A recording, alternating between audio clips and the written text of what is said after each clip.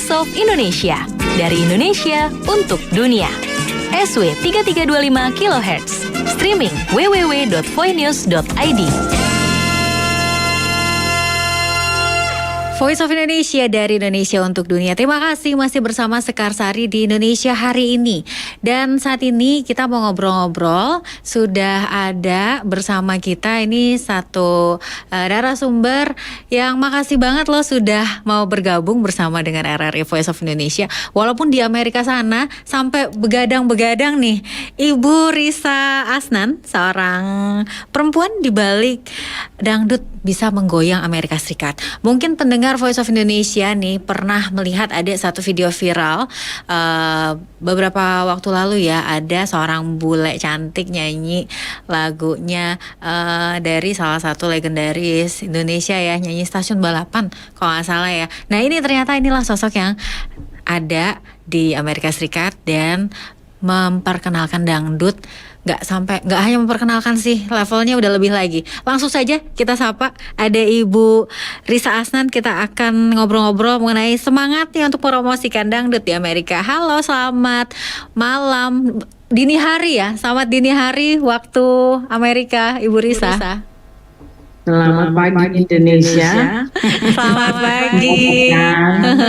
Ini walaupun kelihatannya kalau di sana udah dini hari, saya tuh kalau dini hari tuh biasanya udah ini ya. Kalau Bu Risa nih kelihatan nih di Zoom masih cantik aja nih. Thank you. Gimana, sehat-sehat tapi Bu Risa? Amin, alhamdulillah sehat di sini. Udah mulai dingin Udah sih. mulai dingin gitu. ya. Oke. Nah, ini tadi kan saya udah singgung sedikit ya tentang yang viral di YouTube. Christina ya Bu namanya ya. Ini kenapa? Gimana ceritanya sampai Ibu Risa ini kok bisa gitu mempromosikan dangdut di Amerika? Wah, I think it's all because aku udah lama tinggal di Amerika. Karena dengan budaya Indonesia, tapi saya rasa musik dangdut yang terutama ya, begitu denger dangdut di Amerika kayaknya merinding. Sedangkan dulu di Indonesia aslinya nggak pernah denger dangdut sama sekali. Oh gitu. So, dengernya apa? ya, Kalau di Indonesia dengernya apa Bu? di Indonesia nggak pernah denger lagu dangdut sama sekali. Oh, lebih ke pop gitu ya? Oh ya, pop, R&B, yap.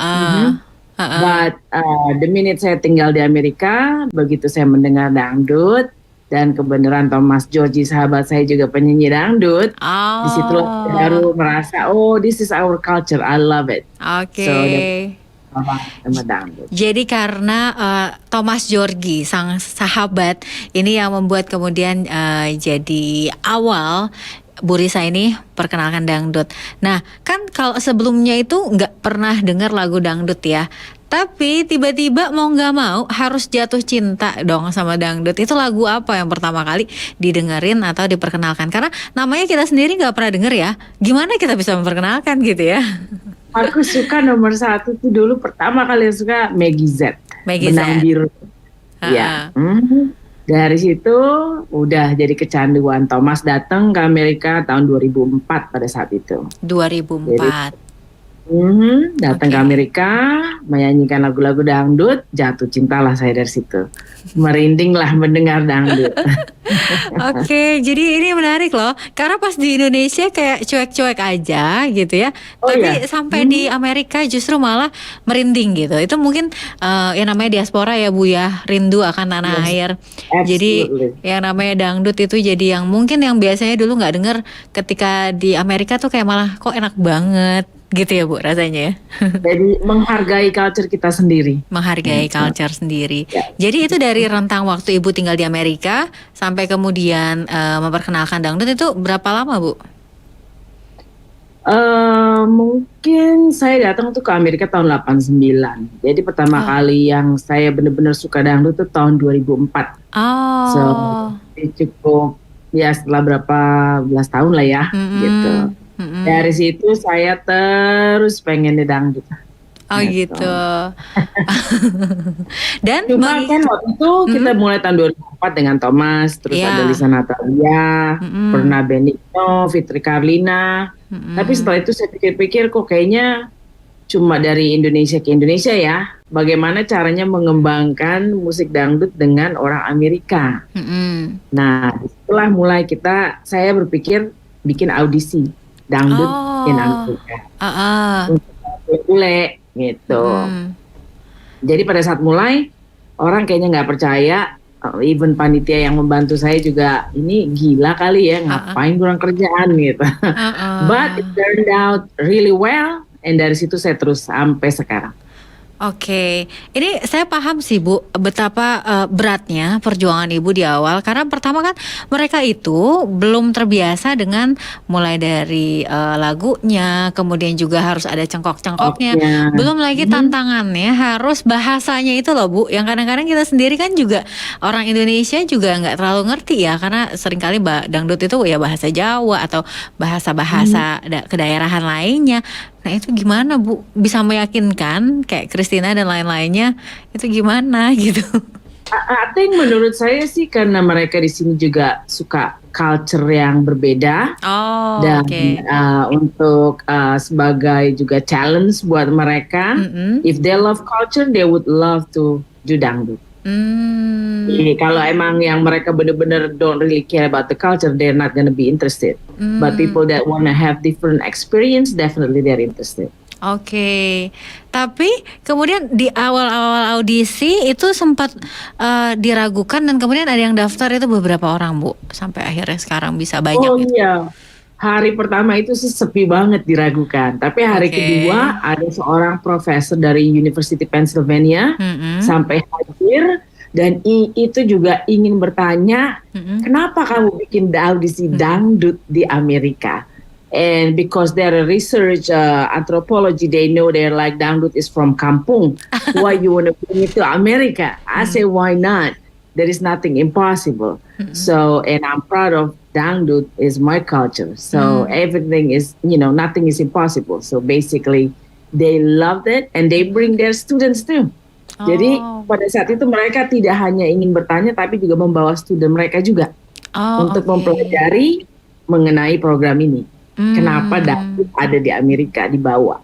Gitu. Apakah itu mereka kemudian juga ikut yang audisi, atau yang audisi itu justru? Yes, I have couple students from University Pennsylvania ikut audisi. Pada saat itu ada satu dari Jepang, Yuki Yamaguchi, and he loves Rhoma Irama. Dia udah ngikutin dangdut dari situ. Karena dia anthropology major, so they know about the culture dangdut. Tapi kalau untuk orang yang benar-benar, atau masyarakat Amerika yang benar-benar belum kenal sama dangdut sama sekali gitu, mungkin barangkali mereka awalnya penyanyi, itu juga ada. Oh yes, definitely. Right now that I'm working with is regular people yang memang ingin mencari jalan sesuatu yang berbeda.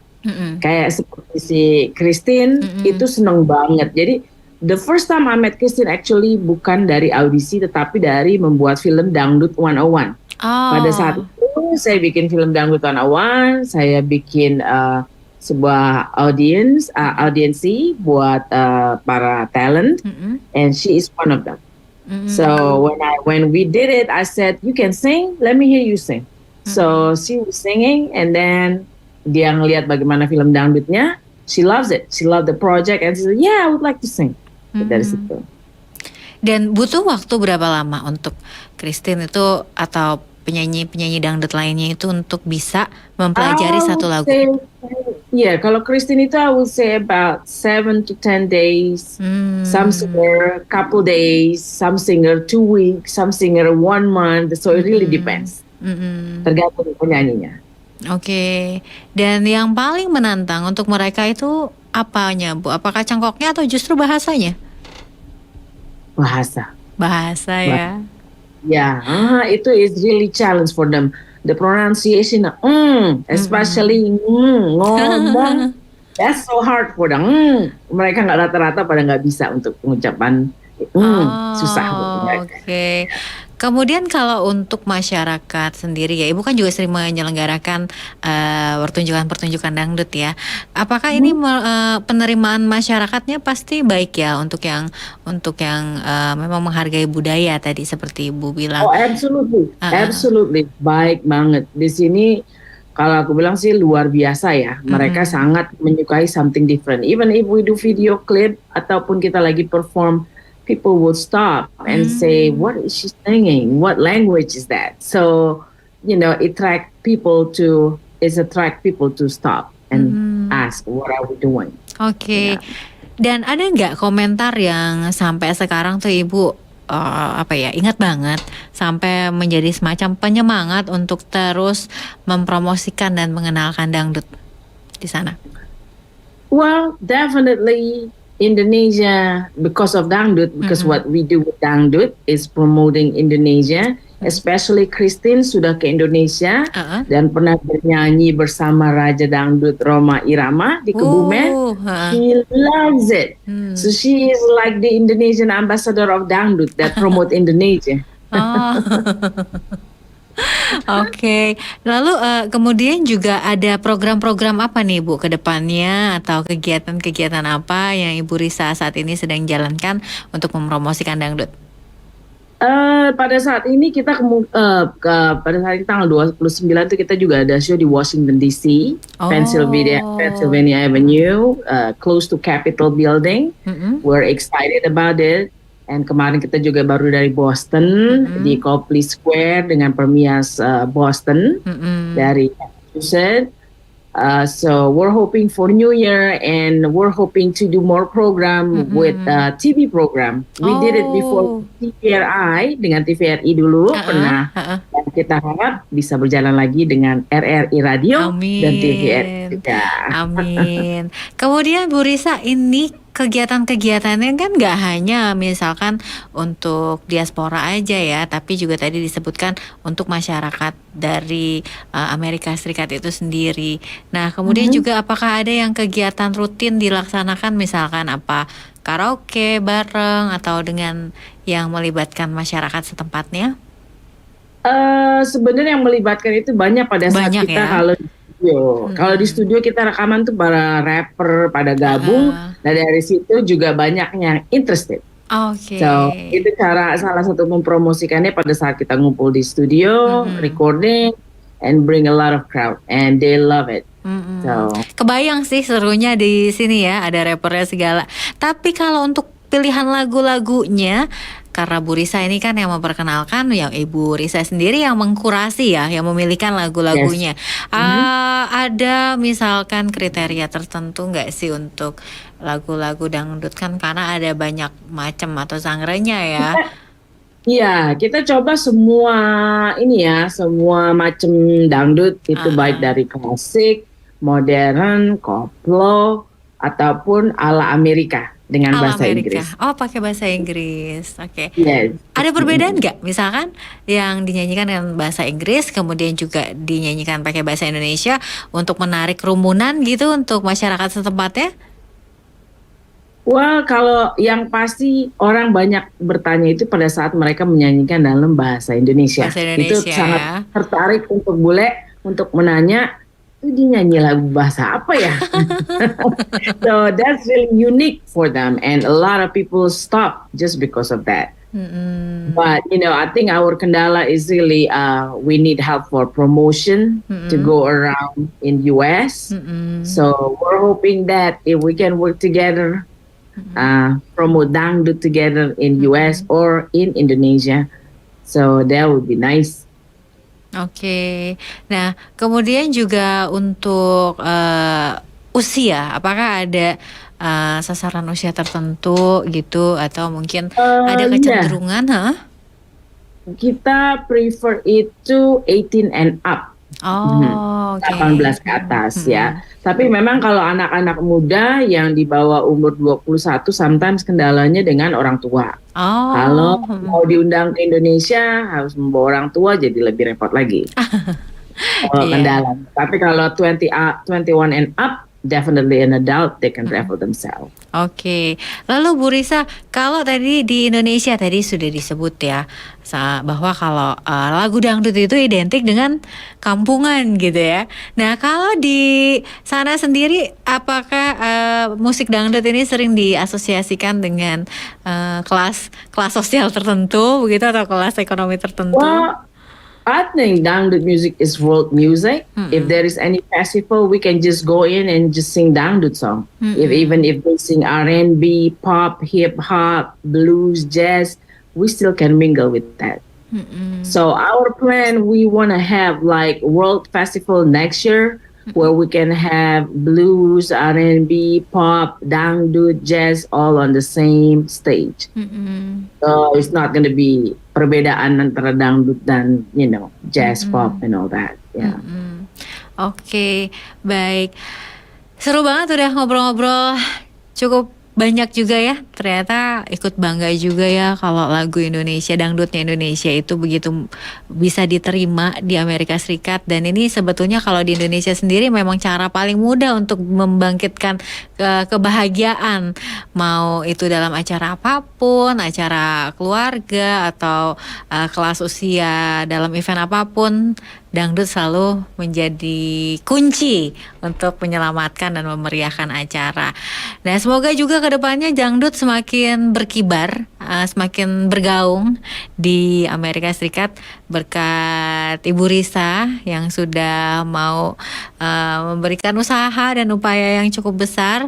Dan terakhir, Bu Risa mungkin ada pesan-pesan yang ingin disampaikan mungkin kepada pendengar Voice of Indonesia yang ada di Indonesia ataupun juga di mancanegara yang saat ini sedang mendengarkan terkait musik dangdut. Oke, terima kasih Mbak Sekar. Mungkin saya ingin mohon supportnya dan kalau bisa dengan Voice of Indonesia help us promote worldwide dangdut because it's our heritage. And then hoping that the auditions next year, the winner can go to RRI. Amin. Indonesia. Supaya bisa kita keliling, habis itu masuk reality di Amerika, public TV di Amerika. Oke, dan yang pasti bisa joget bareng bersama ya dengan Absolutely. penyanyi dangdut yang bule-bule itu.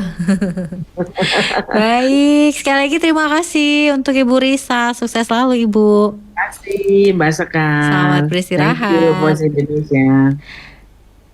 Pendengar Voice of Indonesia, itu tadi bincang-bincang saya bersama dengan Ibu Risa Asnan. Seru ya melihat dan mendengar bagaimana ternyata lagu-lagu dangdut Indonesia mulai dari dangdut klasik, dangdut modern, kemudian juga ada yang koplo, itu begitu diminati jauh dari tempatnya berasal.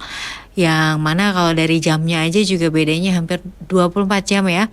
Dan dari jaraknya juga sangat jauh, tapi ternyata dangdut bisa menyatukan dan menggembirakan masyarakat Amerika Serikat.